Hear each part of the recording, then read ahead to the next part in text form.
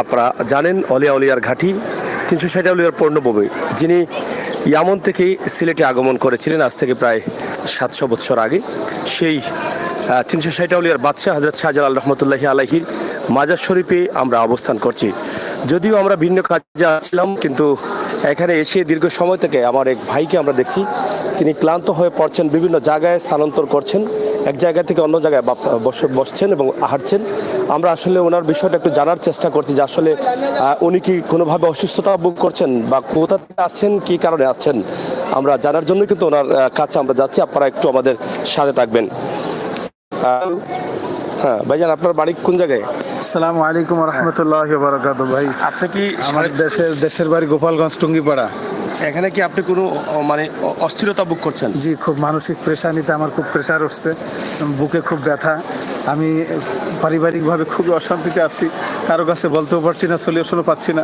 কোন জায়গা মানে এখানে কবে আসছেন আপনি? এখানে আসছি গতকালকে। একটু সামনে এদিকে, একটু চেহারাটা দেশের বাড়ি থেকে গতকালকে চেহারাটা ক্যামেরার দিকে দিবেন। দেশের বাড়ি থেকে গতকালকে আসছি আমি। আসার উদ্দেশ্য হলো বাংলাদেশের আউলিয়ার ভূমি, পুণ্যভূমি হলো এই শাহজালালের পুণ্যভূমি, এই সিলেট। এই জন্য আমি একমাত্র আল্লাহর থেকে সাহায্য পাওয়ার জন্য আমি সেই শাহজালালের দরবারে ছুটে আসছি। আমি এখন আমার এই দরবারে আসার পরে নিয়ন্ত্রণ হারায় ফেলাইছি, যে আল্লাহ পাক যেন এই বাবার ওসিলে আমাকে একটা সমস্যার সমাধান করে দেয়। আমি একজন আলেম মানুষ, না পারছি রাস্তাঘাটে কারো কাছে চাইতে, অথচ পারিবারিকভাবে আজকে আমি বিধ্বস্ত।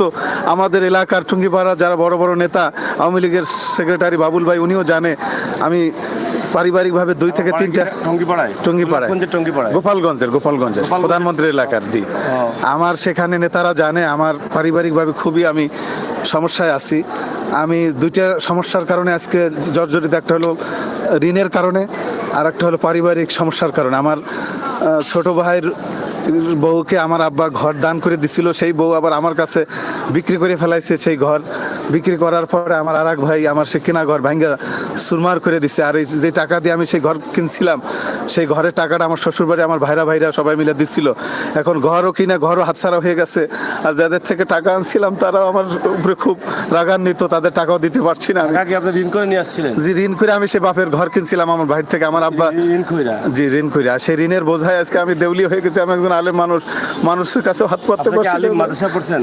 জি, আমি কমি মাদ্রাসায় পড়েছি, আলিয়া মাদ্রাসায় পড়েছি। আলিয়া মাদ্রাসায় পড়েছি ফতুল্লাহ স্টেডিয়ামের পাশে রওজাতুস সালিহিন, এটা হলো নারায়ণগঞ্জে পড়ছে। ওখানে আমি দাখিল আলিম, ওখান থেকে পড়াশোনা করছি। আর হেফজো পড়ছি ধানমন্ডিতে ঈদগাহ মাদ্রাসায় ঢাকাতে। এবং আমি উত্তরা মন্ডল গ্রুপের হেড অফিসে, অনেক বড় কোম্পানি, গার্মেন্টস সেক্টরের অনেক বড় কোম্পানি, এই অফিসের হেড অফিসে ইমাম সাহেব ছিলাম। সেখানে থাকা অবস্থায় খুব ভালোই ছিলাম। হঠাৎ আমার এই পারিবারিক এই জায়গা জমি নিয়ে গ্যাঞ্জামের আগেই আমার পৃথিবীতে একটা ছেলে আসছিল। বাচ্চার ডেলিভারির সময় মাথায় চাপ লাগছিল, খিচুনি, এনআইসিউতে ছিল। আমার অফিসের মন্ডল গ্রুপের মালিক পক্ষ সবাই জানে, তারাও হেল্প করছিল। কিন্তু পরবর্তীতে আমি চাকরি চলে যাবে দেখে আমার ছেলে অনেকবার অসুস্থ হয়েছে। আমি ভয়তে, আমার চাকরির ভয়তে আমি স্যারদের কাছে টাকা চাই নাই। আমি ভিতরগত করে শেষ হয়েছে এবং আত্মীয় স্বজনদের থেকে টাকা নিয়ে সেই বাচ্চার চিকিৎসা করাইছি। 4.5 বছর পর্যন্ত সেই বাচ্চার খিচুনি এনআইসিউতে ছিল অনেকবার। আমি সেই বাচ্চা কেন্দ্রিক অনেক টাকা ঋণী হয়েছি এবং এই বাপের ঘর কেনার কারণে ঋণী হয়েছি। এবং পারিবারিক সমস্যার কারণে আজকে আমি ঋণে জর্জরিত অবস্থায়। আমি বিভিন্ন চ্যানেলে, বাংলাদেশের অনেক ইউটিউব চ্যানেলে আমি আমার সাক্ষাৎকার দিয়েছিলাম। সাক্ষাৎকার দেওয়ার পরে আমি কিছু টাকা পেয়েছি, কিছু, যেটা দিয়ে আমার সমস্যা সমাধান হওয়ার মতো না। তারপরেও একটা মানুষ যদি 10 টাকা ভালোবাসে দেয়, তাদেরকেও আমি ধন্যবাদ জানাচ্ছি আজকের এই লাইভ অনুষ্ঠানের মাধ্যমে। আমরা একটু জানতে চাই, আপনি এখন কি অসুস্থতা ভোগ করছেন? জি, আমার বুকে খুব ব্যথা করতেছে। দেখছি আপনি যে ওই জায়গায় আবার এভাবে ধরে দাঁড়িয়ে আছেন, এখানে দাঁড়িয়ে আছেন, আমার ওই পাশেও ছিলেন। জি, এখন এখানে আসার মূল কারণটা কি? মানে এখানে সিলেটে কেন আসছেন? সিলেটে আসার ঋণটা থাকলে আপনি তো গোপালগঞ্জে হচ্ছে আপনার বাড়ি। জি জি, কিন্তু এখানে আসলেন কেন? এখানে যদি মন থেকে সত্যি কথা বলতে বলেন, সেটার একটাই কারণ, বাংলাদেশের সবচেয়ে বড় হুজুর বলেন, ক্ষমতাধর ব্যক্তি বলেন, সবাই সর্বপ্রথম নির্বাচনের আগে বলেন, যে কোনো বড় মুহূর্তে আগেই বাবা শাহজালাল রহমতুল্লাহ আলাইহির পায়ের ধ্বনি নেয়, বরকতি ধ্বনি। আমিও চিন্তা করলাম অহংকারের কি আছে, আমি যত বড় আলেম হই, যত বড় জুব্বা পড়ি, আমি একজন অলির কাছে যাব, আল্লাহ হয়তো এই ওসিলা আমার ব্যবস্থা করবে। আমি এই অলির দরবারে ধুলা নেওয়ার জন্য এসেছি, যে আমি যদি মারাও যাই অবস্থায় আল্লাহ যেন আমাকে অলির ওসিলায় মাফ করে দেয়, এবং যদি বাঁচায় রাখে এই অলির ওসিলায় আল্লাহ যেন আমাকে একটা ব্যবস্থা করে দেয়, সেই আশায় আসছি। শারীরিকভাবে আপনি কি মানে কোনো দুর্বলতা ফিল করছেন? যে আমার এই মুহূর্তে এখন মানে আমাদের কাছ থেকে আপনার কোনো সহযোগিতা প্রয়োজন, মানে এই মুহূর্তে আপনার শারীরিক সুস্থতার জন্য। আমি তো প্রায় সময় মানে অনেকক্ষণ থেকে দেখছি আপনি ঘোরাফেরা করতেছেন বিভিন্ন জায়গায়। আমি এখন সবচেয়ে বড় সহযোগিতা, আমি মানসিক যেহেতু চাপে আছি পারিবারিকভাবে, আমার শ্বশুরবাড়ির আত্মীয় স্বজন আমাকে ঘিরে ধরছে, তারা টাকা পায়, সেই যন্ত্রণা থেকে ওয়াইফের সাথে সবসময় ঝগড়া হচ্ছে, বাসায় টিকতে পারছি না, আমি কেমন জানি জাহান্নামে আছি, কেমন জানি জেলখানায় আছি, অথচ জেলখানায় না, আছি বাহিরে, কিন্তু এই টাকা পয়সার কষ্টের কারণে আমি কেমন জানি জেলেই আছি। এই জন্য আপনার ঋণ আছে? আমি 12 লক্ষ টাকার মতো ঋণ আছে। 12 লক্ষ টাকা ঋণ? 12 লক্ষ টাকার মতো ঋণ। কি করেন বর্তমানে? আমি কিছু আরবি টিউশনই করি। আরবি টিউশন? জি জি। এ থেকে কি আপনার ঋণ মারা সম্ভব না? না, এ দ্বারা আমি বউ ছেলে মেয়ে নিয়েই কষ্টে আমার হিমশাম খাচ্ছে। আমি যে বাড়িতে ভাড়া থাকি বর্তমানে, আমার বাড়ি টুঙ্গিপাড়া হওয়া সত্ত্বেও আমি সেখানে ভাড়া থাকতেছি বর্তমানে, মালিক বাজার এনায়েত মেম্বারের বাড়িতে। আমি সেই মানে ভাড়ার টাকা দেবো কি দিয়ে? বউ ছেলে, আমার বাচ্চা ছোট ছেলেটা বর্তমান হাঁপানি কাশ, আমারও হাঁপানি কাশ, এই বাপের হাঁপানি কাশ থেকে ছেলের হাঁপানি কাশ হয়েছে, যেখানে প্রায় আমাদের ফ্যামিলিতে হাহাকার লেগে যায়। তো আমি এই লাইফের মাধ্যমে আমি আপনাদের সমস্ত দর্শকের কাছে একটা অনুরোধ করবো, আমাকে ঋণ মুক্ত করুন এবং আমাকে স্বাভাবিক জীবনে ফিরে যাওয়ার জন্য আমাকে একটা সুযোগ করে দিন। আমি একজন আলেম, ইসলাম শুধু ল্যাংড়া লুলাকেই স্বাভাবিক জীবনে ফেরার কথা বলে নাই। আমাদের মতো যারা সুস্থ তারাও যদি লাইন বিচ্যুত হয়ে যায়, তার ব্যবসায় ধস নামার কারণে সে যদি ঋণ হয়ে যায়, সে দেউলি হয়ে যেতে পারে। তার পাগলামির থেকে বাঁচানোর জন্য আরেক ব্যক্তি তার জাকাত থেকে সম্পদ দিয়ে তাকে বাঁচাইতে পারে। ইসলামে এরকম 8 ব্যক্তিকে জাকাত দেওয়ার কথা বলা হয়েছে। শুধু ল্যাংড়া, আমাদের সমাজে শুধু ল্যাংড়া লুলা অন্ধদেরকে দেয়, তার মানে ইসলাম শুধু অন্ধদের বাঁচানোর ধর্ম, এরকম ব্যাপার হয়ে গেছে। ইসলাম মানে মসজিদ মাদ্রাসার ধর্ম, কিন্তু না, আল্লাহ বলছে এই সমাজের যারা মসজিদে নামাজ পড়তেছে, ধনী গরিব যে কোনো ব্যক্তি যদি বিপদে পড়ে, সেটা তুরস্ক হোক আর সিলেটবাসী, সে সুনামগঞ্জ হোক আর হবিগঞ্জ হোক, যে কোনো ব্যক্তি গতকালকে কোটিপতি ছিল, আজকে যদি সে তার স্বাভাবিক জীবনে চলার পথে যদি বাধা হয়ে দাঁড়ায়, তার যদি ব্যবসায় ধস নামে, তার যদি ঋণ হয়, সে যদি বাড়িঘর ভেঙে যায় ভূমিকম্পে, যে কোনোভাবেই একটা সুস্থ ব্যক্তিও যদি ঋণী হয়, তাকেও ইসলাম জাকাতের টাকা দিয়ে, দানের টাকা দিয়ে বাঁচাইতে বলছে। কারণ ইসলাম শুধু ল্যাংড়ার জন্য না, ইসলাম সবার জন্য। আপনি কি হাফেজ? যে আমি একজন হাফেজ। আচ্ছা, আমরা আপনার কাছ থেকে ছোট্ট একটি তেলাওয়াত শুনতে চাই। أعوذ بالله من الشيطان الرجيم بسم الله الرحمن الرحيم ومكروا ومكر الله والله خير الماكرين الذين آمنوا وتطمئن قلوبهم بذكر الله ألا بذكر الله تطمئن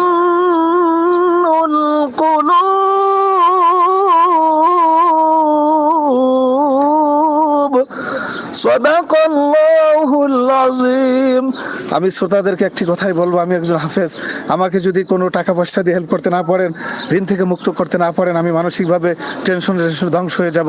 হয়তো আমি ছোট মানুষ, আমি তুরস্কর মতো ওরকম বড় কোনো দেশের নাগরিক না, বা কোনো হাইলাইট একটা ব্যক্তি মাত্র, কিন্তু যারা আপনারা বিভিন্ন জায়গায় দান করে থাকেন, তারা আল্লাহ আপনাদের দানের কারণে আপনাদের প্রতি সন্তুষ্ট। কিন্তু মনে রাখবেন, ভালো শামুকই পাও কাটে না, পচা শামুকও পাও কাটে। আমি একটি ছোট মানুষ হতে পারি, আমিও যদি নিভে যাই আর আপনারা শোনার পরে যদি কোনো হেল্প না করেন, তো আপনাদের উপর আল্লাহ অসন্তুষ্ট হতে পারে। এজন্য আমাকে হেল্প না করলে আল্লাহ অসন্তুষ্ট হবে। এই একটা কথা খালি মনে রাখবেন, যে আমরা কত জায়গায় তো আল্লাহর জন্যই করি। আমরা কোনো তুরস্করে করি না, সিলেটবাসীর করি না, আমরা করি আল্লাহ যাতে খুশি হয়, যে আমি যদি এদের হেল্প না করি আল্লাহ আমাদেরকে ধ্বংস করবে, আমাদের উপর অসন্তুষ্ট হবে।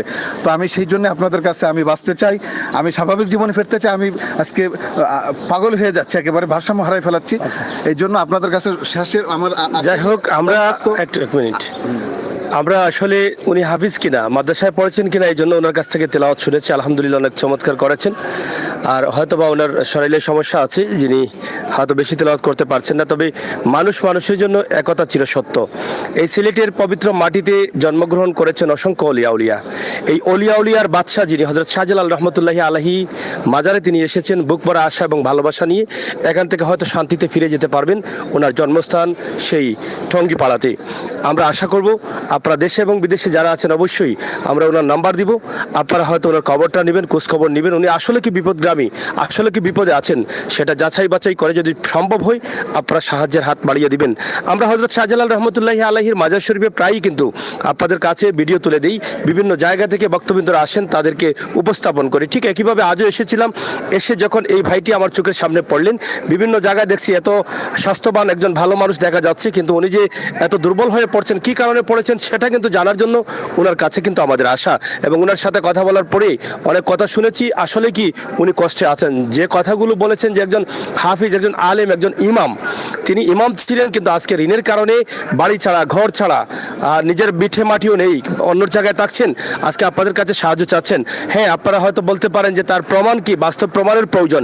প্রমাণ থাকলে অবশ্যই আমার সিলেটের ভাই বন্ধুরা যারা বিশ্বের বিভিন্ন দেশে অবস্থান করছেন, আপনারা অবশ্যই এগিয়ে আসবেন। আমি বিশ্বাস করি আমি আমির হোসেন সাগরের ডাকে আপনারা হাজার হাজার পরিবারকে সাহায্য করেছেন। তবে সাথে থাকুন, আমরা চেষ্টা করছি ওনার যে অবস্থানটা সেটা কতটুকু বাস্তব আছে সেই বিষয়টা জানার জন্য। আমার আরও কিছু প্রশ্ন আছে, সেগুলো শুনতে থাকুন। তো দর্শক অবশ্যই শেয়ার করে সবাইকে দেখার সুযোগ করে দিবেন। এই মুহূর্তে আমার এখানে এই পাশে দেখেন অনেক মানুষ কিন্তু এখানে অবস্থান করছেন, কারণ এই যে হাফিজ, এই যে মৌলানা, ওনার কষ্টের কথাগুলো শুনে সবাই কিন্তু একদম দাঁড়িয়ে আছে, ওনার কথাগুলো শ্রবণ করছেন। হয়তো মানুষ হিসাবে, মমিন হিসাবে, মমিনের কষ্ট দেখলে মমিনের কষ্ট লাগবেই, এটাই হচ্ছে মমিনের লক্ষ্য। তাহলে আসুন আমরা আরও কিছু শুনি। আপনি যে এই ঋণগ্রস্ত আছেন, আপনি যে ঋণের কারণে বাইরে চলে আসছেন বা আজকে মাজারে আসছেন, এটার প্রমাণ কিভাবে আমরা পাবো? আমার এলাকায় যেতে হবে। তার আগে একটা নাম্বার, আপনার একটা নাম্বার বলেন, আপনার নাম্বারটা বলেন। 01778676 901। আমাকে রমজান মাসে তারাবি হলো, একটা তারাবি দেবেন, একটা চাকরি দেবেন, এই জন্য এই নাম্বারটা দিলাম। বলবেন, সুযোগ আছে, সুযোগ আছে, আপনি আস্তে আস্তে বলেন, আপনার নাম্বারটা ধীরে ধীরে বলেন। 0177 হ্যাঁ 01778676 901। আপনার নামটা? হাফেজ আহসান ইলিয়াস। আপনার বাড়ি? আমার বাড়ি গহরডাঙ্গা, টুঙ্গিপাড়া, গোপালগঞ্জ। আপনার কি কোনো আইডি বা এই ধরনের কোনো? জি, আচ্ছা।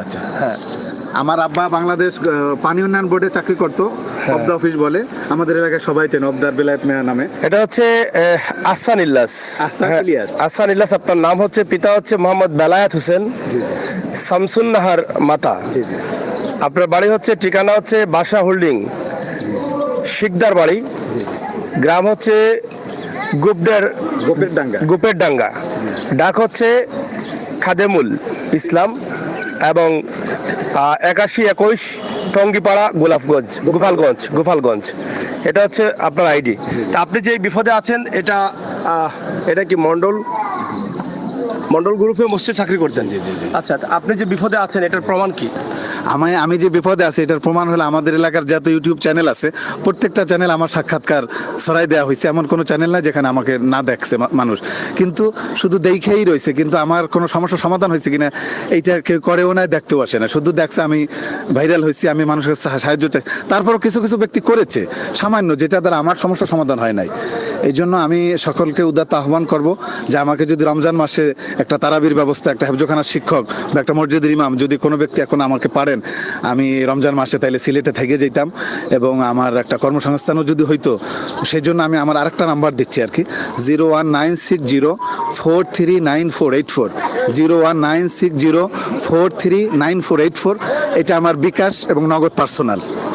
বিকাশ এবং নগদ পার্সোনাল। এটা আর আগে যে নাম্বারটা বলছেন এটা আবার বললেন। 01778676901। আপনি সিলেটে কয়দিন থাকবেন? আমি তো যদি আমার চাকরি হয়ে যায় তাহলে তো আজকে থেকে আর যাবই না। আমার যদি এখন একটা চাকরি হয়। স্ত্রী কোথায় আছে এখন? বাড়িতে। আপনার বাচ্চা কয়টা? আমার এক ছেলে 2 মেয়ে। এক ছেলে 2 মেয়ে। জি। আপনি এখানে থাকলে আপনার স্ত্রী সন্তানকে কে দেখবে? এখন আল্লাহ যেটা করে আর কি। এখন বাসায় বসে তো টাকা পয়সার লেনদেনের কারণে খুবই ঝগড়ায় আছি, সেখানেও যে খুব শান্তিতে আছি এরকমও তো না। ঋণের জন্য কি খুঁজে আপনাকে? জি। মানে ঋণের চাপ দেয়? জি। ঋণের চাপের জন্য কি আপনার সমস্যা হচ্ছে? জি, খুবই সমস্যায় পড়ছে। এখন আপনি মানে কি বলবেন? আমি সকলের কাছে দোয়া চাবো যে দোয়া মিলে করি কাজ নাহি জিতি হারিলাস। আপনাদের সামনে থেকে আমি যেন আমার যে আজকে কষ্টের কথা বললাম টুডে টুমোরোর জন্য একটা সুসংবাদ নিয়ে আসতে পারি সিলেট ম্যাগাজিনের মাধ্যমে।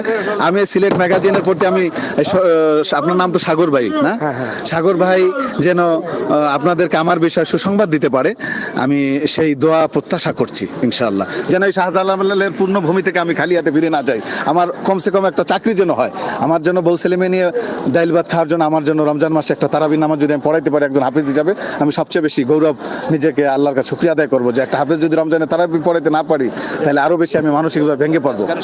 আপনার আপনার আপনার যে এই সমস্যাটা যাচাই বাছাই করার জন্য যদি কোনো ভাই প্রবাস থেকে কল দিয়ে আপনার সাথে কথা বলেন এবং উনি ডকুমেন্ট চান, আপনার দেশের কারোর সাথে কি কথা বলা যাবে? হ্যাঁ, সবার সাথে কথা বলা যাবে, সবার সাথে, আমাদের এলাকার যার কাছে মনে চায় সে প্রশাসনিক ভাবেও জি জি পুলিশের মাধ্যমে প্রশাসনিক ভাবেও সে যাচাই বাছাই করতে পারবে, ইনকোয়ারি করতে পারবে ইনশাআল্লাহ।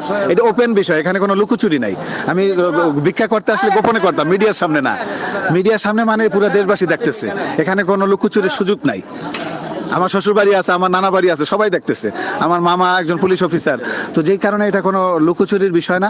আমি সবার সামনে ওপেনভাবে বলতেছি যে আমি জীবনে যদি কোনো অন্যায় করে থাকি সেটার বিচার চাই, কিন্তু তথাপিও আমি যদি জেলেও থাকি আমার ঋণের বোঝাটার জন্য কেউ না কেউ মুক্ত করে দেয় আমাকে।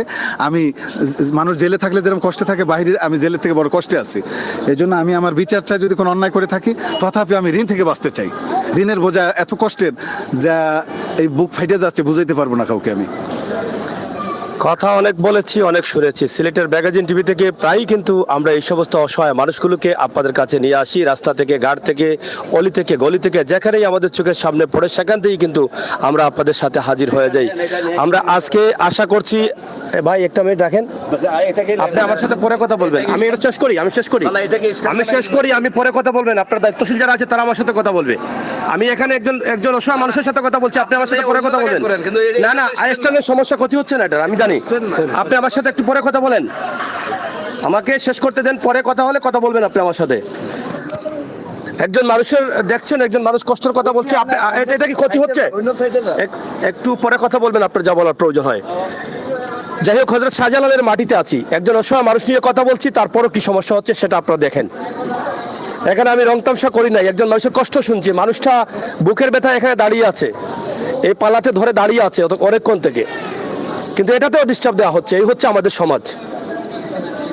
এটার বিষয়ে আমি পরে কথা বলবো। তো যাই হোক, এই যে মানুষটি আজকে টঙ্গিপাড়া গোপালগঞ্জ থেকে আসছে, টঙ্গিপাড়া বঙ্গবন্ধুর যেই বাড়ি যেখানে, সেখান থেকে সেই মানুষটিকে দেখে কষ্ট লেগেছে। আমরা মমিন হিসাবে সিলেটের প্রবাসে অনেক ভাই বন্ধুরা আছেন, অনেকে অনেকভাবে সাহায্য করেন। হ্যাঁ, মানুষটির ডকুমেন্ট কি, সে আসলে ঋণী আছে কিনা, সে একজন কোরআনে হাফেজ, পৃথিবীর সর্বোত্তম শিক্ষা তার বুকের মধ্যে আছে, যেটা দুনিয়াতে সম্মানী করে আখিরাতে সম্মানী করে। আর সম্মান আছে বিদায় কিন্তু এই মানুষটি আজকে ঋণের বোঝা সইতে পারছে না। মানুষ তাকে ডিস্টার্ব করছে, যার ফলে বাড়ি ছাড়া, সন্তান ছেড়ে, স্ত্রী ছেড়ে বাড়ি ছাড়া হয়ে পবিত্র মাটিতে হযরত শাহজালাল রহমতুল্লাহি আলাইহির মাজার শরীফে অবস্থান করছেন। এখানে বুক ভরা আশা এবং ভালোবাসা নিয়ে আসছেন। পবিত্র মাটিতে আসলে হয়তো আল্লাহ কোনো না কোনোভাবে আমাকে এখান থেকে উদ্ধার করবেন। সেই সময়টাই কিন্তু আমরাও এসেছি, হয়তোবা এই একটা উসিলা হতে পারে, এই উসিলা হয়তো আল্লাহ তাআলা ওনাকে উদ্ধার করে দিতে পারেন। আমরা সর্বশেষ কথা একটাই, উনি হাফিজ, যেটা আমি হতে পারেন নাই, আপনি হতে পারেন নাই। আল্লাহ তাআলার পৃথিবীর শ্রেষ্ঠতম কিতাব, শ্রেষ্ঠতম বই পবিত্র কোরআন শরীফের 30 পারা ওনার সিনার মধ্যে আছে, যা তিলাওয়াত করেছেন, আপনারা শুনেছেন। এই মানুষের পাশে থাকলে নিঃসন্দেহে আল্লাহ তাআলা আজ হোক আর কাল হোক আপনাকে সম্মানী করবেন, দুনিয়াতে সম্মানী করবেন, আখিরাতেও সম্মানী করবেন। হ্যাঁ, আমি বলছি না সরাসরি আপনি সাহায্য করেন, ওনার নাম্বার দিয়েছি, আমরা উপরে ছবির উপরেও দিয়ে দিব, আপনারা সেই নাম্বারে যোগাযোগ করেন, ওনার পরিবারের সাথে যোগাযোগ করেন, এরপরে আপনি সাহায্যের হাত বাড়িয়ে দিবেন। যেহেতু ওনার বাড়িতে আমরা যেতে পারছি না, ওনার চেয়ারম্যান ওনার এলাকার মানুষের কাছ থেকে কোনো ডকুমেন্ট নিতে পারছি না, যা ডকুমেন্ট আমরা ওনার মুখ থেকে শুনেছি। তবে আমি বিশ্বাস করি এই কারণে, একজন হাফিজ মানুষ এতটা মিথ্যা কথা বলতে পারেন না। উনি কষ্ট যাওয়া মুখ বলা নিয়ে কিন্তু এখানে অবস্থান করছেন। তাই যারা আপনারা আছেন দেশে এবং বিদেশে, আল্লাহর ওয়াস্তে আপনারা কল দিয়ে অন্ততপক্ষে এই মানুষটির বিষয়টা আপনারা জানার চেষ্টা করবেন। তিনি আপনাদের কাছে একটি চাকরি চেয়েছেন। পবিত্র রমজান মাস আছে, সিয়াম সাধনার মাস, যে মাসে আল্লাহ তাআলা আমাদেরকে রহমত বরকত নাজাতের মধ্য দিয়ে আমাদেরকে মাফ করে দেন, সেই মাসের জন্য কিন্তু একটা চাকরি তিনি চাচ্ছেন। সেই চাকরিটা যদি হয়ে যায় ওনার, তাহলে হয়তো উনি রমজান মাসে স্ত্রী সন্তান নিয়ে বেঁচে থাকতে পারবেন ভালো, সেটাও বলেছেন। তো আপনারা যারা দেশে দেশে বিদেশে যারা আছেন অবশ্যই আমাদের সাথে থাকবেন, আপনারা আমাদেরকে সহযোগিতা করবেন। এখানে 4 নং চেয়ারম্যান আমাদের হ্যাঁ 4 নং ইউনিয়নের পাটগাতি ইউনিয়ন পরিষদ চেয়ারম্যানের একটি সার্টিফিকেট আছে, এখানে আমরা দেখছি সেটা আছে, প্রত্যয়নপত্র না, চারিত্রিক সনদপত্র, এখানে একটা চারিত্রিক সনদপত্র আছে। তিনি এই মর্মে জানাইতেছে যে আহসান ইলিয়াস পিতামিত বেলায়েত হোসেন, যাই হোক ওনার এই চারিত্রিক নিয়ে কিন্তু একটা লিখিত আছে, আমরা শেষ করে নিব। আপনারা চাইলে ওনার সাথে কথাবার্তা বলে যাচাই বাছাই করে আপনারা ওনাকে সাহায্যের হাতটা বাড়িয়ে দিবেন, যেটা আমরা বিশ্বাস করি এই সাহায্যটা আল্লাহর দরবারে কবুল হবে, দুনিয়া আখেরাতে সেটা আপনাকে সম্মানিত করবেন। আমরা সবাই মরে যাব, কেউ এই পৃথিবীতে থাকবো না। আর দুনিয়ার সবচাইতে শান্তির জায়গা হচ্ছে আল্লাহর ঘর মসজিদ, সেই মসজিদের ইমামতি করেন, যেখান থেকে আমরা জান্নাতের চাবি খুঁজি। 5 ওয়াক্ত আমরা সরাসরি আল্লাহ তাআলার সাথে সাক্ষাৎ করতে যাই, সেই ইমাম সাহেব কিন্তু আজকে বিপদে পড়েছেন, সেটা আপনারা যাচাই বাছাই করবেন। আমি যতটুকু সম্ভব হয়েছে আপনাদের কাছে তুলে দেওয়ার চেষ্টা করেছি শর্ট টাইমের মধ্যে। আপনারা যারা সাহায্য করবেন, আর সেই সাহায্য ততই মজবুত হবে যতই আপনারা তদন্ত করে কষ্ট করে সাহায্যটা আপনারা পাঠিয়ে দিবেন। আমি মনে করি নাম্বারে আপনারা যোগাযোগ করে একটু সময় লাগলেও আপনারা ওনার পরিবারের নাম্বার নেন, ওনার চেয়ারম্যানের নাম্বার নেন, সব নাম্বার নিয়ে আপনারা সাহায্যের জন্য ওনাকে সহযোগিতা করেন। আমরা ওনার নাম্বারটি আবার দিচ্ছি, 01960439484। আরেকটি নাম্বার আছে 01778676901। এই দুটি নাম্বার ওনার, আমরা দুটি নাম্বার দিয়েছি, আপনারা যাচাই বাছাই করবেন। দেশে এবং বিদেশে যে যেখানে আছেন, যেভাবে আছেন, সবাই ভালো থাকবেন। আল্লাহ তাআলা যেন আমাদের সবাইকে ঋণ মুক্ত করে রাখেন, যাদের ঋণ আছে প্রত্যেকের ঋণ বাড়ার তৌফিক দান করেন। আমাদের ইমানের শক্তি যেন আল্লাহ তাআলা বাড়িয়ে দেন, আমরা যেন মানুষের কল্যাণে বিপদগামী মানুষের পাশে সবসময় থাকতে পারি, সেই তৌফিক যেন আল্লাহ তাআলা আমাদেরকে দান করেন। আর এই ভাইকে যেন আমরা সবাই মিলে দোয়া করবো, আল্লাহ তাআলা যেন হেফাজত করেন, কোনো না কোনো ভাইয়ের উসিল্লায় যেন আল্লাহ তাআলা ওনাকে রক্ষা করেন, যদি সত্যি সত্যি উনি বিপদে থাকেন, বিপদগামী থাকেন। ভূমিকম্প থেকে, বাষ্প মহামারী থেকে আল্লাহ বাঁচাবে আমাদেরকে ইনশাআল্লাহ। মানুষের একটা জরুরত পূরণ করে দিলে, বিপদ দূর করলে, এটা আল্লাহকে খুশি করা হয়, মানুষকে না। তো এই জন্য আমি যদি চোরও হই, বেশ্যাও হই, আমি আপনাদেরকে হেল্প করতে পারবো না, ক্ষতি করতে পারবো না। আমি যদি অলিও হই, সব কিছুর মালিক আল্লাহ। এই জন্য আমাকে আল্লাহর রাস্তায় একটু, কেউ কি পারবেন একটু একটা রমজান একটা তারাবির ব্যবস্থা করে দিতে, একটা আমি বউ বাচ্চা একটু ডাইল ভাত খাবো, আমাকে আল্লাহর রাস্তায়, একমাত্র আল্লাহ, একটা হুজুরে কেউ বাঁচাইতে পারে না, মারতেও পারে না আল্লাহ ছাড়া। এই জন্য একটা খারাপ মানুষকে ফিরাই দিতে হয় না হাত পাতলে। সে যদি বাড়িওয়ালা হয় তাকেও না, কারণ সে তো তোমার দান নিতেছে। দান যে কাউকে আপনি করতে পারবেন, কারণ এই দান সদকা বালা মুসিবত আল্লাহ দূর করে দেবে তুরস্ক এবং বিভিন্ন দেশে। ধন্যবাদ। যাই হোক, আমরা এই মুহূর্তে আমরা শেষ করে দিচ্ছি, কারণ উনি একটা চাকরিও চাচ্ছেন, যেটা পবিত্র রমজান মাসে তারাবির নামাজ পড়ে আপনাদের সবার কাছে সাহায্য চেয়েছেন এবং দোয়া চেয়েছেন। আপনারা সবাই ভালো থাকবেন, নিরাপদ থাকবেন, সুস্থ থাকবেন। আমরা এই মুহূর্তে হযরত শাহজালাল রহমতুল্লাহি আলাইহির মাজার শরীফে কিন্তু আমরা অবস্থান করছিলাম এবং সেখান থেকে আমরা লাইভটি তুলে দিয়েছি।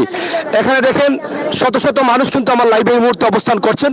আমরা একজন অসহায় মানুষ নিয়ে হযরত শাহজালাল রহমতুল্লাহি আলাইহির মাজার শরীফ থেকে সরাসরি যে লাইভটি দিয়েছি, সেটাই হোক আমাদের সার্থক, সেটাই হোক আমাদের কল্যাণ, এবং এই ভাইটি যেন সুস্থভাবে তার বাড়ি ফিরে যেতে পারে এবং তার স্বপ্নটা যেন পূরণ হয়, সে যেন সুন্দর একটি চাকরি পায়, পবিত্র রমজান মাসে যেন তারাবির নামাজ, সহিশুদ্ধ নামাজ পড়াতে পারে, সেই জন্য চাকরি চেয়েছে। মানুষকে বিপদগামী করেন আল্লাহ তাআলা, আল্লাহ তাআলা মানুষকে পরীক্ষা করেন।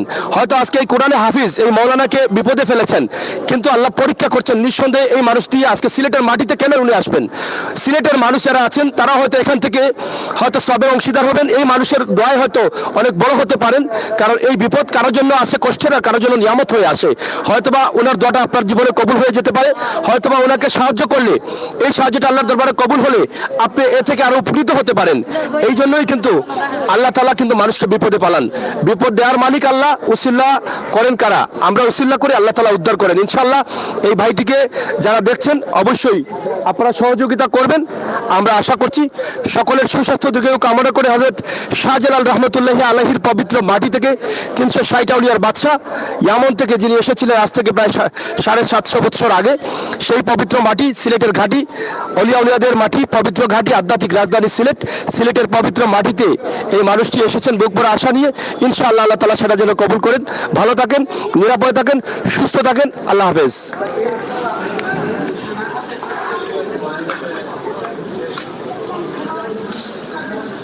I'm leaving.